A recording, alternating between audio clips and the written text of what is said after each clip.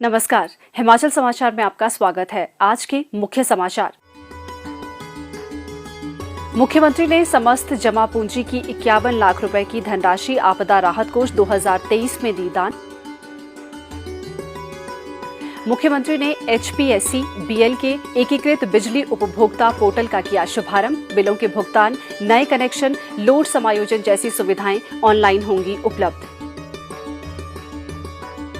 मुख्यमंत्री ने कहा, भविष्योन्मुख शिक्षा के दृष्टिगत कृत्रिम मेधा सहित नए पाठ्यक्रम होंगे शुरू। मुख्यमंत्री राहत कोष और आपदा राहत कोष के लिए अंशदान। और अब समाचार विस्तार से। मुख्यमंत्री ठाकुर सुखविंदर सिंह सुक्खू ने पूरे देश के समक्ष एक मिसाल पेश करते हुए भारी बारिश एवं भूस्खलन से आई आपदा से जूझ रहे हिमाचल प्रदेश के लिए अपनी समस्त जमा पूंजी की 51 लाख रुपए की धनराशि आपदा राहत कोष 2023 में दान कर दी है। मुख्यमंत्री ने आज अपने सरकारी आवास ओकओवर में अपनी धर्मपत्नी श्रीमती कमलेश ठाकुर की उपस्थिति में 51 लाख रुपए का चेक मुख्य सचिव श्री प्रबोध सक्सेना को सौंपा। ठाकुर सुखविंदर सिंह सुक्खू संभवतः देश के ऐसे पहले मुख्यमंत्री बन गए हैं जिन्होंने पद पर रहते हुए अपनी निजी जमा पूंजी सरकार को आपदा से निपटने के लिए दान में दी है। इससे पहले भी ठाकुर सुखविंदर सिंह सुक्खू ने सामाजिक सरोकार को अधिमान देते हुए धन दान किया है। कोरोना काल में विधायक के तौर पर उन्होंने 1 साल का वेतन और अपनी FDR तोड़कर 11 लाख रुपए की धनराशि राज्य सरकार को महामारी से लड़ने के लिए दान में दी थी। इस अवसर पर मुख्यमंत्री ने कहा, जब से आपदा राहत कोष आई है तो कई बच्चे भी अपनी गुल्लक तोड़ के पैसा दे रहे थे और आपदा राहत कोष में सभी कर्मचारियों ने, सभी अधिकारियों ने और बुजुर्ग पेंशन कर्मचारियों ने भी इस आपदा राहत कोष में जो उनकी क्षमता थी उसके हिसाब से उन्होंने अपने पैसे निकालकर सरकार को दिए। तो मैंने भी जब अपने बैंकों का हिसाब लगाया, अपने 3 बैंक से मैंने देखा तो मेरे मन में पहले से विचार था और मैंने अपने बैंक से सारे पैसे इकट्ठे किए और ये आपदा राहत कोष में जो मेरे पास पैसा था उसको मैंने दान के रूप में, अपनी निधि जो है उसमें से दान के रूप में ये आपदा राहत कोष में दिया। तो मेरे मन में भावना आई कि जब बच्चे दे रहे हैं तो मैं प्रदेश का मुख्यमंत्री हूँ, तो मैंने अपने सारे बैंकों का पैसा इकट्ठा करने के बाद ये निर्णय लिया कि मैं आज ये जो पैसा है इसको दान दूं। मुख्यमंत्री ठाकुर सुखविंदर सिंह सुक्खू ने अभियंता दिवस के अवसर पर शिमला में हिमाचल प्रदेश राज्य बिजली बोर्ड लिमिटेड के एकीकृत बिजली उपभोक्ता पोर्टल का शुभारंभ किया। इस पोर्टल के माध्यम से उपभोक्ताओं को अब अपने बिजली बिलों का भुगतान करने के लिए लंबी कतारों में खड़ा नहीं होना पड़ेगा, बल्कि वे घर बैठे ही आसानी से बिलों का भुगतान कर सकेंगे। इसके अलावा लोग अब नए बिजली कनेक्शन के लिए ऑनलाइन आवेदन कर सकते हैं और इस पोर्टल के माध्यम से अपने आवेदन की प्रगति की भी निगरानी कर सकते हैं। इसके अतिरिक्त पोर्टल पर HPSC BL द्वारा दी जाने वाली नाम परिवर्तन और लोड समायोजन आदि विभिन्न सेवाएं भी उपलब्ध होंगी। इस डिजिटल पहल का उद्देश्य बिजली बोर्ड में कागज रहित कार्य संस्कृति की शुरुआत करना है, जिससे प्रशासनिक प्रक्रियाएं सुव्यवस्थित होंगी और सेवाओं में तेजी आएगी। मुख्यमंत्री ने कहा कि ये पोर्टल ऊर्जा क्षेत्र में उपभोक्ता सुविधा बढ़ाने और डिजिटलीकरण को बढ़ावा देने की दिशा में एक महत्वपूर्ण कदम है, जिससे उपभोक्ताओं को अधिक कुशल और सुलभ सेवाएं प्राप्त होंगी।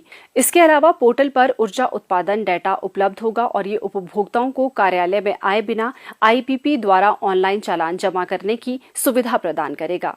उन्होंने राज्य के बुनियादी ढांचे के विकास में अभियंताओं के अमूल्य योगदान की सराहना करते हुए कहा कि हाल ही में भारी वर्षा के कारण आई आपदा ने राज्य के बुनियादी ढांचे को बुरी तरह से प्रभावित किया है।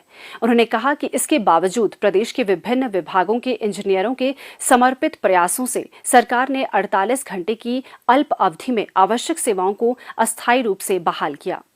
इस आपदा के कारण प्रदेश में सड़क, बिजली और जल आपूर्ति योजनाएं प्रभावित हुई हैं और अभी तक हुए कुल नुकसान का आकलन 12,000 करोड़ रुपए से अधिक है।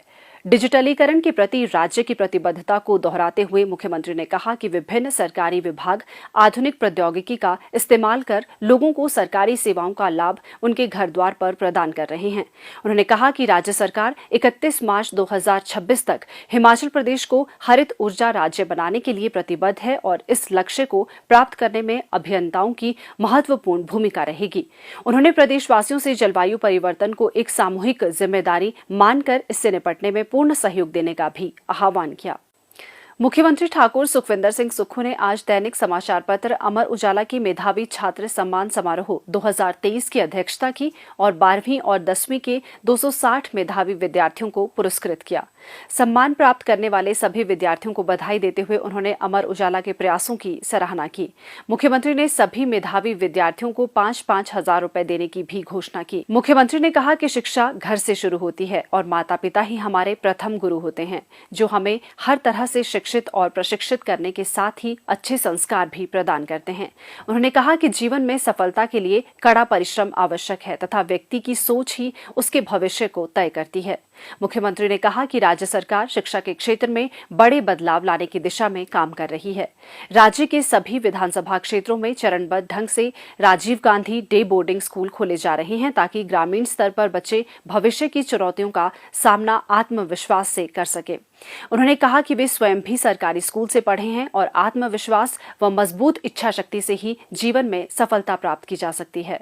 ठाकुर सुखविंदर सिंह सुक्खू ने कहा कि भविष्य की चुनौतियों को ध्यान में रखते हुए राज्य सरकार ने कृत्रिम मेधा, डेटा साइंस, रोबोटिक इंजीनियरिंग जैसे नए पाठ्यक्रम शुरू किए हैं ताकि बच्चों को रोजगार के बेहतर अवसर मिल सकें। इसके साथ ही सरकारी स्कूलों में शिक्षकों की कमी को दूर करने के लिए इस वर्ष नवंबर तक 6000 अध्यापकों की भर्ती भी की जाएगी। हमारी सरकार को बने सिर्फ 9 महीने हुए हैं कि शिक्षा के क्षेत्र में क्रांतिकारी परिवर्तन लाया जाए। मैं खुद गवर्नमेंट स्कूल से पढ़ा हूं, फिर मैं गवर्नमेंट कॉलेज संजौली में मैंने अपनी बीए की, फिर यूनिवर्सिटी में गया और आज अगर मैंने अपने जीवन के संघर्ष को देखा है तो कठिन परिश्रम के साथ आज मैं इस मुख्यमंत्री की कुर्सी पर आपके सहयोग से पहुंचा हूं। तो मैं उन बच्चों को ये कहना चाहता हूं, जीवन में किसी भी चीज की कोई मुश्किल नहीं है। आप में आत्मविश्वास होना चाहिए और इच्छा शक्ति होनी चाहिए और जिस लाइन को आप चुने उससे डगमगाना नहीं चाहिए कि आज मैं ये करूंगा, कल मैं वो करूंगा, तो उसमें थोड़ी सी सफलता मिलने में कठिनाई होती है। लेकिन अगर आपने सफल होना है तो प्यारे बच्चों जो आज यहां पुरस्कार लेकर जा रहे हैं, आप अपने मन में ठान लीजिए कि मुझे जिंदगी में इस जगह आगे बढ़ना है। और हमारे शिक्षा मंत्री ने और हमने मंत्रिमंडल के सदस्यों ने भविष्य की चुनौतियों के कोर्स शुरू किए। जब हम पढ़ते थे तब चुनौतियां कुछ और थी, हमारे बुजुर्ग पढ़ते थे तब चुनौतियां कुछ और थी। सोशल मीडिया, डिजिटल मीडिया के जमाने में चुनौतियां कुछ और आने वाली पीढ़ी के लिए जो भविष्य की चुनौतियां सबसे कठिन है। इसलिए मैं आपको कह रहा हूं कि आप लोगों को अपनी राह चुनते हुए बड़ी सटीकता से आगे बढ़ना है। हमने आर्टिफिशियल इंटेलिजेंस शुरू किया है, जो टेक्निकल एजुकेशन में, पॉलिटेक्निकल में हमने मशीन लर्निंग, डेटा साइंस, ये सब कोर्सेज हम शुरू कर रहे हैं। रोबोटिक इंजीनियरिंग की तरफ हम जा रहे हैं ताकि भविष्य की जो 100 साल की टेक्नोलॉजी है उसमें हिमाचल के बच्चे पीछे ना रहे। और हिमाचल के बच्चे जब पढ़ लिख कर अच्छे बनेंगे तो हिमाचल प्रदेश अपने पांव पर खड़ा होगा। उन्होंने कहा कि आपदा के कारण राहत शिविरों में रहने वाले परिवारों को राज्य सरकार ने ग्रामीण क्षेत्रों में 5,000 रुपए और शहरी क्षेत्रों में 10,000 रुपए प्रति माह किराया देने का निर्णय लिया है ताकि पीड़ित परिवारों की मुश्किलों को कुछ कम किया जा सके। उन्होंने कहा कि आपदा से बच्चों की पढ़ाई प्रभावित हुई है और पाठ्यक्रम को पूरा करने के लिए शनिवार और रविवार को कक्षाएं लगाने पर विचार किया जा रहा है। मुख्यमंत्री ने कहा कि वर्तमान राज्य सरकार जनता की अपेक्षाओं के अनुरूप कार्य करने का प्रयास कर रही है और सरकार की नीतियां और योजनाएं शीघ्र ही धरातल पर नजर आएंगी। प्रदेश सरकार का लक्ष्य हिमाचल को आने वाले 4 वर्षों में आत्मनिर्भर और 10 साल में देश का सबसे समृद्ध राज्य बनाना है। उन्होंने कहा कि राज्य सरकार ने अनाथ बच्चों को चिल्ड्रन ऑफ द स्टेट का दर्जा देकर उनके लिए कानून बनाया, जिसके तहत 27 वर्ष तक की आयु तक अनाथ बच्चों की जिम्मेदारी राज्य सरकार उठाएगी। उनकी उच्च शिक्षा का पूरा खर्च भी राज्य सरकार वहन करेगी और इस दौरान उन्हें 4,000 रुपए प्रति माह जेब खर्च भी प्रदान किया जाएगा। उन्होंने कहा कि बरसात के दौरान इस आपदा के कारण अभी तक लगभग 12 से 15,000 करोड़ रुपए का नुकसान आंका गया है, जिसका एक कारण जलवायु परिवर्तन भी है।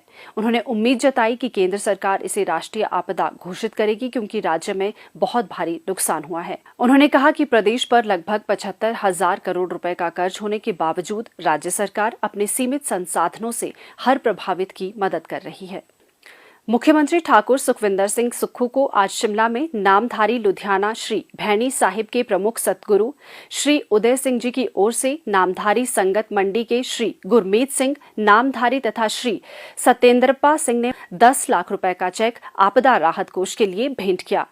हिमाचल पावर इंजीनियर्स एसोसिएशन ने 3 लाख रुपए का चेक, मंडी जिले की नाचन कांग्रेस कमेटी की ओर से 4 लाख रुपए का चेक और हिम सर्वोदय वरिष्ठ माध्यमिक विद्यालय घुमारवी की ओर से 52,000 रुपए का चेक मुख्यमंत्री ठाकुर सुखविंदर सिंह सुक्खू को आपदा राहत कोष के लिए भेंट किया गया। जिला कांग्रेस कमेटी मंडी के पूर्व अध्यक्ष श्री दीपक शर्मा ने वीरवार को शिमला में मुख्यमंत्री ठाकुर सुखविंदर सिंह सुक्खू को 1 लाख रुपए की राशि का चेक मुख्यमंत्री राहत कोष के लिए भेंट किया। हिमाचल प्रदेश कॉर्पोरेट सेक्टर सेवानिवृत्त समन्वय कार्य समिति की ओर से वीरवार को शिमला में 2,51,000 रुपए का चेक, कांगड़ा हमीरपुर मैत्री सभा सोलन ने 1,01,000 रुपए का चेक, हिमाचल प्रदेश बेरोजगार ड्राइंग मास्टर ने 1 लाख रुपए का चेक और नेटजेन IT सॉल्यूशन की ओर से 1,50,000 रुपए का चेक मुख्यमंत्री ठाकुर सुखविंदर सिंह सुक्खू को आपदा राहत कोष के लिए भेंट किया गया। मुख्यमंत्री ने सभी दानी सज्जनों का आभार प्रकट करते हुए कहा कि परोपकार की भावना से किया गया दान आपदाग्रस्त परिवारों की सहायता में उपयोगी सिद्ध होगा। उन्होंने कहा कि दानी सज्जनों के उदारतापूर्ण कृत्य से समाज के सभी नागरिकों को भी मानवता की सेवा करने की प्रेरणा मिलेगी।